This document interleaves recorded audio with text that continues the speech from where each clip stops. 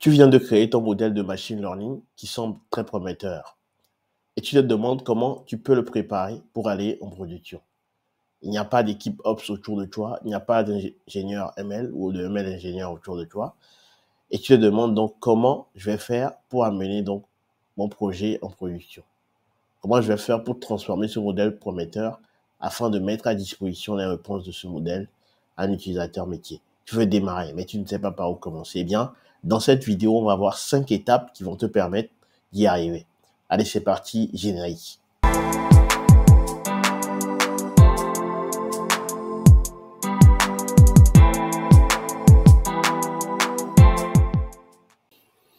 Salut à toi, bienvenue sur ma chaîne. Moi, c'est Espoir Badoun, je suis data scientist et sur ma chaîne, je partage avec toi 3 éléments clés qui, je pense, sont indispensables pour quiconque veut devenir autonome dans la mise en production de ses projets data ou IA. Il s'agit essentiellement d'astuces de code Python pour la mise en production en data science. Il s'agit de mindset et de stratégie parce que je suis convaincu que c'est avec ces 3 éléments que tu deviendras autonome dans la mise en production de tes projets data ou IA. Alors, si les thématiques autour de la mise en production de projets data science t'intéressent, tu es au bon endroit ici. Je t'invite donc à faire 2 choses. Premièrement, abonne-toi afin de participer à cette aventure collective. Et deuxièmement, active la cloche de notification afin d'être notifié de tous nos nouveaux contenus édifiants qui apparaîtront chaque semaine sur la chaîne. Je profite de l'occasion, si tu es nouveau ici, te souhaiter la bienvenue parmi nous.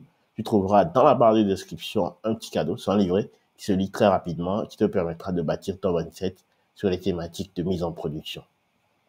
Revenons donc au sujet du jour. Aujourd'hui, on va parler des 5 étapes qui vont te permettre donc de pouvoir préparer ton code pour aller en production sur les problématiques ML. Mais avant de rentrer dans le vif du sujet, je vais très rapidement planter le décor. Vous savez, en général, en tant que data scientist, quand on travaille dans la phase expérimentale pour créer un modèle de machine learning, eh bien, on travaille généralement avec des Jupyter Notebook. Le problème avec les Jupyter Notebook, c'est que ce sont des éléments ou des outils qui vont pas vous permettre d'adopter les bonnes pratiques afin d'aller en production sereinement. Et donc, il vous faut, une fois que vous avez découvert le modèle qui répond à la problématique métier, il vous faut donc mener un certain nombre d'étapes pour pouvoir amener votre projet au bout. Et c'est là justement qu'interviennent les étapes dont on va parler dans cette vidéo. Donc, il est nécessaire donc de transformer le code qui a été implémenté dans le notebook pour justement le rendre prêt pour la mise en production. Cela va impliquer donc les différentes étapes suivantes. La première étape finalement, c'est le fait de refactoriser finalement le code en fonction. Okay? C'est une pratique fondamentale dans le développement de logiciels. Et donc, une fois que vous avez encapsulé justement un morceau de code dans une fonction, vous pouvez le réutiliser sans le réécrire ni le copier. Lorsque vous devez modifier quelque chose, vous ne modifiez qu'une seule fonction sans avoir à rechercher le même code dans toute l'implémentation.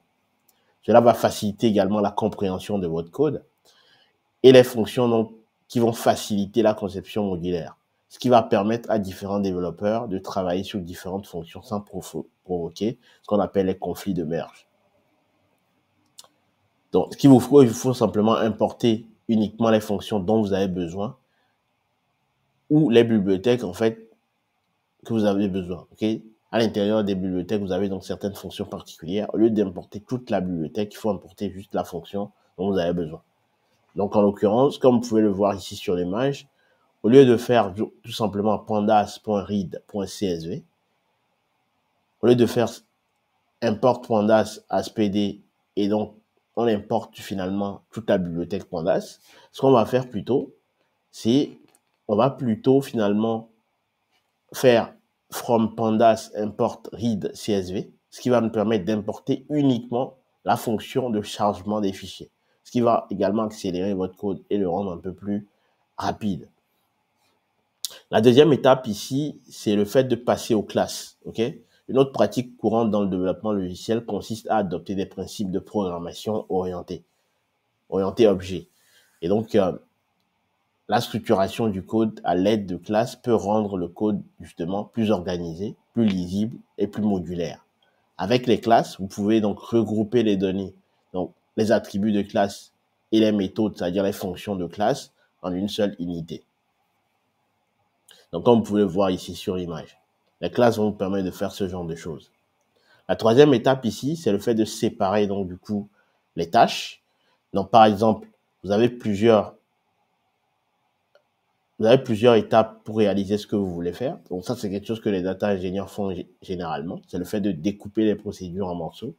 Ici, donc, on va avoir une étape de chargement de données qui sera une étape en part entière, une étape de traitement de la donnée, une étape également en part entière, et enfin, on peut avoir l'étape de sortie, comme le print ou le stockage des résultats. Cela va rendre le code plus facile à tester et à modifier, parce que justement, le code est unitaire. Chaque étape, finalement, réalise une tâche en particulier, comme vous pouvez le voir sur l'image ici. Ensuite, la quatrième étape, c'est d'isoler justement les configurations. Okay, il faut créer un fichier en module de configuration pour stocker les hyperparamètres et les paramètres. Donc, vous devez garder les paramètres de configuration séparés du code principal. Cela va vous permettre d'ajuster les paramètres sans modifier le code principal. Et deuxièmement, d'affiner facilement les paramètres sans modifier le code principal. Il est également facile de créer des scénarios de test avec les différents paramètres de configuration. Bien que le codage en dur soit acceptable pour les tests ad hoc dans un projet data science, il peut entraîner des problèmes liés justement à la maintenabilité à mesure que la base de code et l'équipe se développent. Deuxièmement, il peut donc entraîner également la réutilisation à mesure justement que la base de code et l'équipe se développent, un peu plus complexe. Okay? Et enfin, la sécurité, parce qu'à mesure que la base de code et l'équipe se développe, eh bien, il y a certaines pratiques qui doivent être adoptées et donc, justement, le fait d'isoler les configurations va vous permettre d'y arriver. Pour cela, donc, deux solutions s'offrent à vous.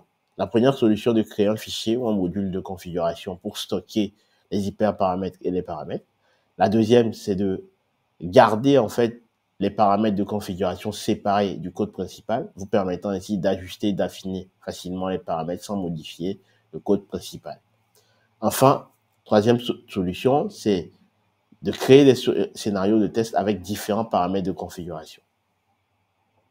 Comme vous pouvez le voir sur l'image ici, c'est les exemples justement de solutions que vous pouvez mettre en place justement pour isoler les configurations dont vous avez besoin pour votre projet. Cinquième et dernière étape, donc, il faut ajouter des tests unitaires. Les tests unitaires ou les tests d'intégration sont essentiels pour garantir justement que le code se comporte exactement comme prévu. Ils garantissent en fait l'exactitude. Ils garantissent l'exactitude du code et réduisent les bugs. C'est la différence fondamentale entre les software ingénieurs médiocres et ceux qui sont excellents. Il en est de même pour les data scientists. Les tests vont garantir la création des produits data de qualité que les utilisateurs et métiers vont aimer utiliser. Lors de la refactorisation du code notebook, veuillez à écrire un test unitaire pour chaque fonction que vous créez. Écrire des tests pour les fonctions dès que vous les créez est plus simple en fait que d'essayer d'écrire tous les tests en une seule fois. Donc, comme vous pouvez le voir ici sur l'image, des exemples de tests. Voici donc ainsi listé les 5 étapes dont vous avez besoin pour écrire du code prêt pour la mise en production lorsque vous venez finalement d'écrire ou de créer votre modèle de machine learning qui semble prometteur, que vous voulez aller en production. Eh bien, il y en a en réalité 15 de ces étapes, mais aujourd'hui on en a fait 5. Si vous voulez qu'on fasse le reste, dites-moi ça dans les commentaires, on essaiera de faire prochainement les autres. Comme d'habitude, likez, commentez, partagez afin qu'un maximum de data scientists puissent en profiter. D'ici là, portez-vous bien. Je vous donne donc rendez-vous très prochainement pour un nouveau contenu tout aussi édifiant. Salut!